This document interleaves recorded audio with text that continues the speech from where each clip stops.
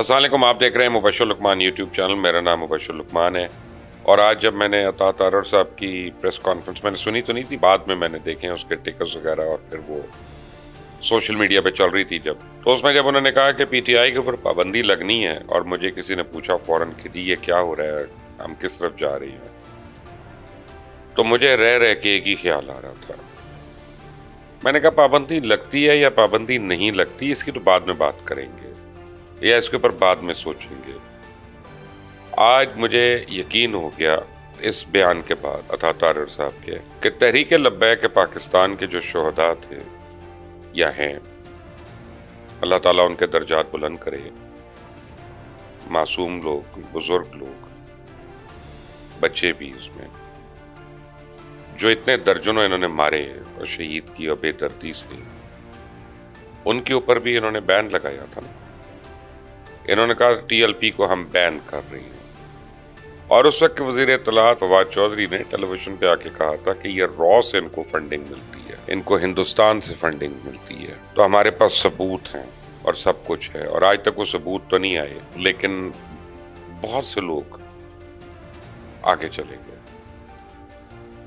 मैं आपको जरा याद दहानी करा दूं कि हुआ क्या था और ये जरा समझ लीजिएगा इसको। मैं किसी मौलवी के लिए नहीं बात कर रहा, मैं किसी लिबरल के लिए बात नहीं कर रहा, मैं मासूम शहरियों के लिए बात कर रहा कि उनसे 3 बारी पाकिस्तान की हुकूमत ने मुआहदे किया और तीनों बारी उन मुआहदों की खिलाफ वर्जी हुई।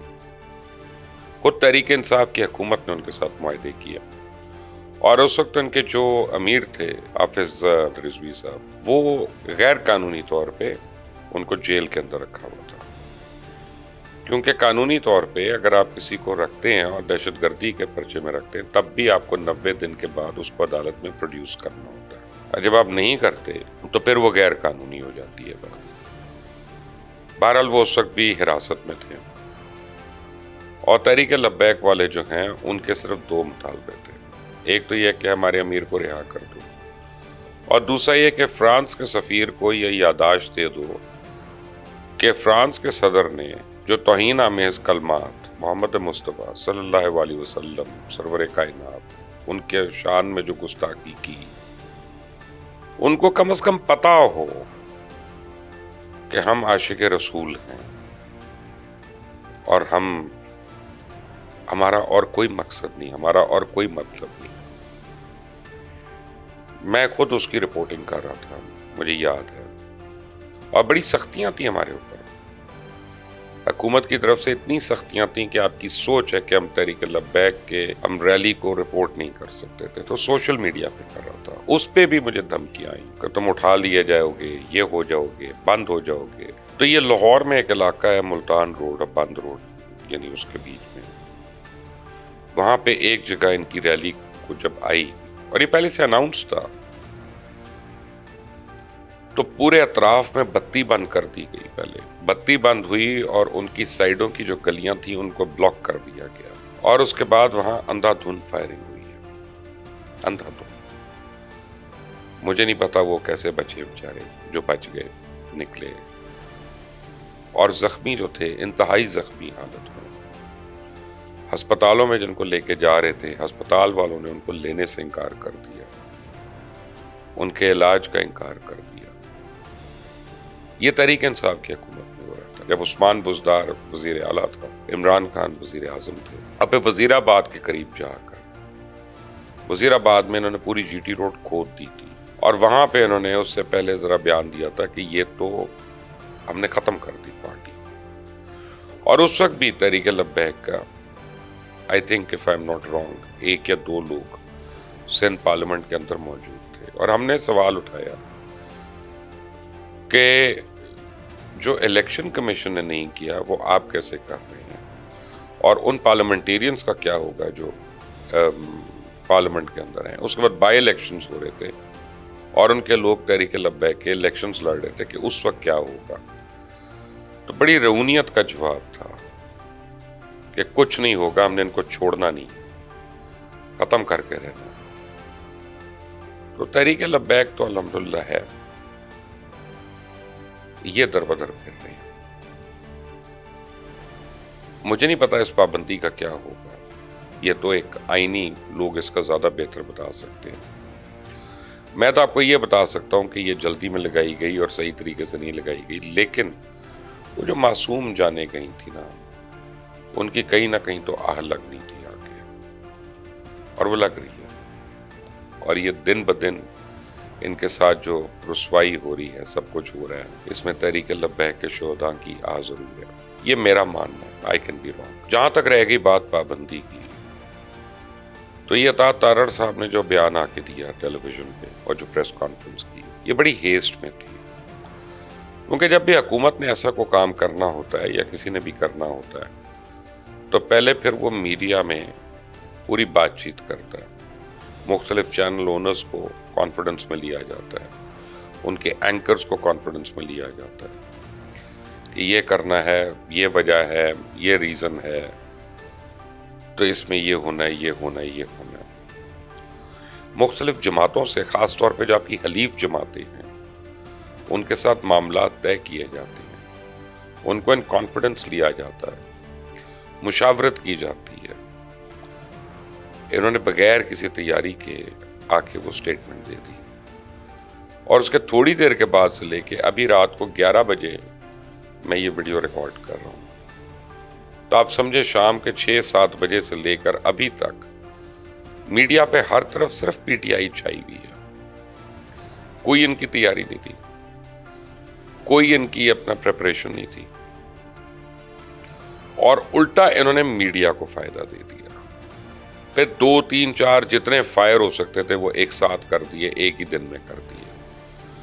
अगर इनमें कोई मीडिया हैंडलर होता, अक्लमंद होता, जिसको सोशल मीडिया मैनिपुलेट करना आता है या हैंडल करना आता है, वो सारों को 3-3 दिन के गैप से करता कि जी आपने आर्टिकल 6 लगानी है इमरान खान पे, आरिफ अलवी पे, कासिम सूरी पे, तो वो एक दिन उसको चलाते सिर्फ इस खबर को, इसको 3 दिन रचाते पकड़ के, और अपने लोगों को तैयार करते कि कौन कौन जाएगा, किन प्रोग्राम से बैठेगा, किन चैनल्स को बैठेगा, क्या फेस करेगा, और उनका मौका फेक होता। दूसरे दिन जब वो डाई आउट हो रही होती तो फिर ये पाबंदी की बात होती, जब वो ख़त्म हो रही होती 4 दिन के बाद, तो फिर वो अपनी तीसरी चीज़ लेकर, तो सारे फायर एक ही दिन में मार दिए। पता नहीं और कौन बेतुकी एडवाइसेस दे रहा है इनको, कौन इनके मुशीर हैं, कौन इनके मीडिया एडवाइजर्स हैं, मुझे नहीं पता।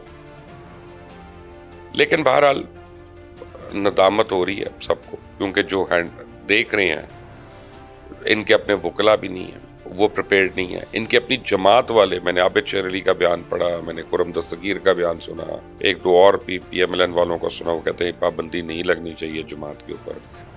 इनकी तो अपनी जमात के लोग जो हैं वो इनके साथ ऑन बोर्ड नहीं। पीपल्स पार्टी वाले कहते हैं हमसे मशवरा नहीं किया गया, खुर्शीद शाह साहब का ये बयान आया। अब अगर मशवरा नहीं किया गया, जो आपकी हलीफ हैं, जिनकी वजह से आप हुकूमत में हैं, उनसे आपने बात नहीं की, इतनी बड़ी बात करने से पहले आपने अपने पार्लियामेंटेरियंस को नहीं बताया, आपने अपनी पार्टी के मेन रहनुमाओं को नहीं बताया, ऑन बोर्ड नहीं उनको लिया कि वो आके मीडिया पे वो खुद से अपनी मर्जी से अपनी अकल इस्तेमाल करके जुमलाबाजी कर रहे हैं, तो फिर आपको सुखी तो होनी है, आपको शर्मिंदगी तो होनी है। आप इनकी तैयारी का ये अंदाजा लगा लें कि मियां नवाज शरीफ साहब ने एक इजलास बुलाया हुआ था मरी के अंदर। आज आपको पता चला होगा कि वो इजलास कैंसिल हो गया, मौखर हो गया, अगले हफ्ते तक। अब वो लाहौर में उस इजलास को बुलाया जा रहा है। उसकी वजह है कि मियां साहब ने बगैर सोचे समझे किसी के पूछे हुए, या अगर किसी से पूछा है तो उसने सोचा नहीं आगे, उन्होंने इजलास बुला लिया, और उनको ये एहसास नहीं था कि ये मुहर्रम के 10 दिन चल रहे हैं। और आपको पता है कि मुहर्रम के इन अयाम में लोग अपने कुछ मजहबी उसकी वजह से, कुछ अकीदत की वजह से लोग बिल्कुल एक साइड पे होते हैं, और अब आपने बिल्कुल उसको एक तरफा आपने बुला लिया सारों को, तो पता चला कि सारे आ ही नहीं सकते, तो अब आप उसको कैंसिल कर रहे हैं और आप कह रहे हैं हम अगले हफ्ते लाहौर में करेंगे। इसका मतलब है कोई भी काम सोचे समझे नहीं हो रहा या कोई प्लान करके नहीं हो रहा।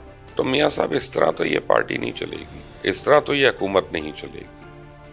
इस तरह तो ये कंपनी ज़्यादा देर नहीं चलेगी, ये तो मैं आपको गारंटी दे रहा हूँ इस बात की, क्योंकि इतनी इल प्लानिंग के साथ तो एक प्राइवेट लिमिटेड कंपनी नहीं चलती है। और हालत यह है कि अभी तक आप स्टेटस को का शिकार हैं, आप वाकई हालात बदलता नहीं जा रहे, आपको नहीं फर्क पड़ रहा लोगों के हालत ज़ार से। आप कह रहे नहीं हमें गरीबों को रिलीफ देना है। अब ये कौन लोग कह रहे हैं जिनकी गाड़ियां मुफ्त हैं, जिनके घर मुफ्त हैं, जिनके नौकर मुफ्त हैं, जिनका पेट्रोल मुफ्त है, जिनके बिजली के यूनिट मुफ्त हैं, जिनके फोन मुफ्त हैं, जिनकी ट्रैवलिंग मुफ्त है, और कह रहे हैं हमें गरीबों का हाल पता नहीं। पता आपको मत इस तरह से ढोंग रहे चाहिए ना। आपको एहसास है, अगर आपको एहसास होता तो आप फ्रॉड तरीके से IPPs को मजीद एक्सटेंशन ना दे देते। आप कहते अब ये खत्म हो गई है, तुमने लूट लिया इस मुल्क को, तुमने इस मुल्क की आवाम का खून निचोड़ लिया, हड्डियों से गूदा चूस लिया, ये खत्म कर रहे हैं, ये प्लांट्स हमारी मिल्कियत है, इसको आप खुद चलाएंगे। आप जैद बकर हारिस किसी को दे देते हैं, अपनी पार्टी में दे देते भले, और आप कहते हैं अब आवाम को 3 रुपए की बिजली फराहम करके दो, 5 रुपए की बिजली फराहम करके दो। ये गलत हीट रेट पहले लगा हुआ है, ये नहीं होगा, ये गलत इसमें पेमेंट्स जा रही हैं, 1500 बिलियन की पेमेंट्स जा रही हैं हमको, जो हमारा डेट बना हुआ है। लेकिन नहीं, आपने नहीं किया। किस तरह से किस ब्यूरोक्रेट को सस्पेंड किया गया, रातों रात उसकी जगह दूसरे को लाया गया और उससे ये ऑर्डर्स इशू कराए गए, सबको पता है। ये मैं कोई अनहोनी बात नहीं कर रहा हूं। इसका मतलब यह है कि आप हाल नहीं ठीक करना चाहते, इसका मतलब यह है कि आप सिंसियर नहीं हैं, इसका मतलब यह है कि आपकी नेक नियति इसमें नहीं है, और इसका बिल्कुल मतलब यह है कि शायद आपको यह समझ ही नहीं है कि अवाम कितनी कसम पुरसी के हाल में है और उनके अंदर कितना शदीद लावा पक रहा है। ऐसे तो मियां साहब आपकी हुकूमत नहीं चलेगी। और अब मियां नवाज शरीफ को भी सोचना पड़ेगा कि जब वो आ रहे थे, उनको लाया जा रहा था, हर किस्म की गारंटीज दी गई थी, उसके बाद यहाँ आके क्या क्या हुआ, तो उनको अपनी जमात से भी सवाल करने चाहिए। फिर मियाँ साहब ने खुद से जो वादे किए हुए थे वो वादे ही नहीं पूरे कर रहे, अपनी जमात वालों से नहीं कर रहे। मसलन खुद तो बड़े मियाँ साहब सदर बन गए हैं, लेकिन ख्वाजा साद रफीक को जनरल सेक्रेटरी बनाना था, वो नहीं बनने से अभी तक। तो ख्वाजा साद रफीक का तो कसूर इतना ही है ना कि वो दिल की बात कर लेते हैं, खुलकर कर लेते हैं, जरा सच बोल लेते हैं, मुंह पे बात कर लेते हैं, तो वो नहीं काबिल कबूल। आपके अपनी पार्टी के लोग, आपके अपने अजीज रिश्तेदार जो हैं आपकी पार्टी में, वो आपकी बात नहीं मान रहे।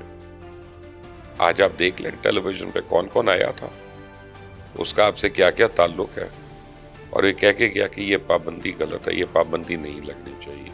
तो अब तो सिचुएशन एक ही है कि और 1-2 महीने के अंदर आप इमरजेंसी डिक्लेयर करें, और उस इमरजेंसी के तहत आपने जो करना है आप करते रहें 1 साल के लिए। वो कंडीशंस तो हमारी हो रही हैं कि इमरजेंसी लग सकती है। हम बिल्कुल एक जंग के दहाने पे खड़े हुए हैं अफगानिस्तान के साथ, इसमें कोई दो राय नहीं है। हम बिल्कुल एक अलाव के दहाने पे खड़े हैं जहां तक मईशत का ताल्लुक है, जहां तक हमारी आप समझे कमर की हड्डी का ताल्लुक है, वही रीढ़ की हड्डी है मईशत जो है। कल मेरी रात को FBR के कुछ लोगों से मुलाकात हुई, बड़े सीनियर लेवल के लोग थे, उनको चंद सवालात मैंने पूछे, उनके पास जवाब ही नहीं था। मसलन पाकिस्तान के अलावा दुनिया में कौन सा मुल्क है जहां सेविंग्स पर भी टैक्स हो? कौन सा ऐसा मुल्क है? बताएं जरा मुझे, आप क्या सोच समझ कर लगा रहे हैं? वो उन्होंने मुझे कहा कि जी हम नॉन फाइलर को बिल्कुल नहीं हम रहने देंगे। मैंने कहा नहीं, आप फिक्र ना करें, जिस तरह से आप चल रहे हैं आप फाइलर को भी नहीं रहने देंगे। फिर आप होंगे, आप हुकूमत वाले होंगे और नीचे अवाम नहीं होगी। जरा एम्बसीज में हाल देखें, किसी एम्बसी में कोई वीजा अप्लाई करने जाए तो 1-1 साल की डेट मिलती है, अमेरिकन एम्बसी में तो 2-1.5 साल की, और यूरोप की एम्बसीज में वो कहते हैं टाइम ही नहीं। वो कोई एक आधी होगी शायद, किसी वक्त खुली होती है, 2-3 महीने बाद की डेट देती, क्योंकि जिसका पासपोर्ट बना हुआ है और जिसके पास यहाँ पे कुछ बेचने को है, वो भागने की तैयारी कर रहा है। उसको नहीं पता वो बाहर जाके बर्तन धोएगा या कुत्ते नहलाएगा, वो कहता है यहां से मैं बेहतर हूं, यहां से मेरे हालात बेहतर होंगे। तो आज जो कुछ हुआ और जितनी उजलत में हुआ, हो सकता है सही बात हो, मुझे इसमें कोई शक नहीं है कि पाकिस्तान तहरीक इंसाफ को बहुत सीरियस बातों के जवाब देनी है कि पाकिस्तान अब तहरीक तालिबान की वजह से जंग के दहाने पे है, तालिबान की हुकूमत की वजह से पाकिस्तान जंग के दहाने पे है और वो हमारे लोग शहीद कर रहे हैं, वो आए रोज हमारे ऊपर हमले कर रहे हैं और इनको पाकिस्तान में रीसेटल कराने वाला तो इमरान खान था और उसके हवारी थे। तो अब हम क्या करें? इन लोगों को जो पाकिस्तान के सबसे बड़े दुश्मन हैं, अगर हम इनको ही पाबंदी नहीं लगाते तो फिर रह क्या गया पीछे मुल्क में? तो वो तो मैं कन्विंस्ड हूं, लेकिन जिस तरह से ये सारा काम किया गया वो बड़ी एमेच्योर तरीके से किया गया। और ये जो इलेक्शंस का हम अभी तक भुगत रहे हैं, को फॉर्म 45 और फॉर्म 47, ये कौन जिम्मेदार है इसका? अनवारुल्लाह काकड़, मोहसिन नकवी, मुर्तजा सोलंकी, शमशाद, यही सारे लोग थे ना, यही सारे हमारे करता धरता थे ना, लॉन्ग टर्म जिन्होंने इंटरिम गवर्नमेंट चलाई। अब सारे चुप हैं, सारे गायब हैं। क्यों अनवारुल्लाह काकड़ और बाकी उनके दीगर सूरमा जो हैं वो आके नहीं बताते कि उन्होंने गंदम के अंदर जो 100 बिलियन की करप्शन की, वो कहां कहां पैसे दिए उन्होंने? वो तो नहीं सारे कहा सकते। क्यों आके ये जवाब दे नहीं है लोगों को? चीनी के स्कैम के ऊपर, गंदम के स्कैम के ऊपर, बिजली के स्कैम के ऊपर, फॉर्म 45 के ऊपर, फॉर्म 47 के ऊपर, इन सारी चीजों पे इनका सारे को जवाब दे तो इंटरिम गवर्नमेंट है, वो ये वाली गवर्नमेंट तो नहीं। इस वाली गवर्नमेंट की तो अपनी चार्जशीट है और बड़ी लंबी चार्जशीट बन रही है कि जब पंजाब हुकूमत अगर सिर्फ 5 अरब रुपया इस बात पे लगा दे कि हमने 100 दिन में क्या किया, या हमारी रेस्क्यू 1122 कैसी चल रही है, या हमारे मोबाइल हॉस्पिटल कैसे चल रहे हैं। और मोबाइल हॉस्पिटल क्या थे? 20-25 कंडम गाड़ियां थी जिनको रीपेंट किया गया, उनके नए टायर लगाए गए और खड़ा कर दिया कि जी हमने मोबाइल हॉस्पिटल बनाया। कहीं देखे हैं आपने अभी तक? वो कहीं चलते फिरते देखे हैं? कहीं आपके मोहल्ले में आई हैं वो मोबाइल हॉस्पिटल? वो गाड़ियां जो हैं आपको दौड़ती हुई नजर आई हैं सड़कों के ऊपर किसी भी शहर के? नहीं ना, बस वही फोटो ऑप्स थी और वही बजट था जो एडवर्टाइजिंग का। और ये मीडिया भी बात नहीं कर रहा, क्यों? मीडिया को तो इश्तहारों की भरमार है इस वक्त, तो मीडिया किस मुंह से ये बात करेगा? तो ये हम लोगों का ही काम है आप लोगों को बताना, और हमको ही चुप कराने के लिए, हमारी जुबान बंदी के लिए पंजाब असेंबली जो है वो बिल्स पास करती है कि ये सोशल मीडिया हो या मेन स्ट्रीम मीडिया हो, उनकी जुबान बंदी कैसे होनी चाहिए। तो इस वक्त तो हुकूमत पाकिस्तान और पाकिस्तान की क्रिकेट टीम में कोई फर्क नहीं। 11 प्लेयर हैं, 11 लॉबी हैं, 11 कप्तान हैं, हर एक अपनी जात में अंजुमन है और कुछ सेल्फी बनाने के पैसे ले रहा है, कोई बुटीक या रेस्टोरेंट में जाने के पैसे ले रहा है, कोई ढके छुपे पैसे ले रहा है। पैसे बनाई जा रही है सारी, कैसे चलेगा ये? तो मियां शहबाज शरीफ साहब ये ना कहिएगा कि मैंने वार्निंग नहीं दी, मुझे नहीं लगता ये पार्टी सादा चलेगी। अल्लाह ताला इस मुल्क का हामी और नासिर हो। पाकिस्तान पाइंदा।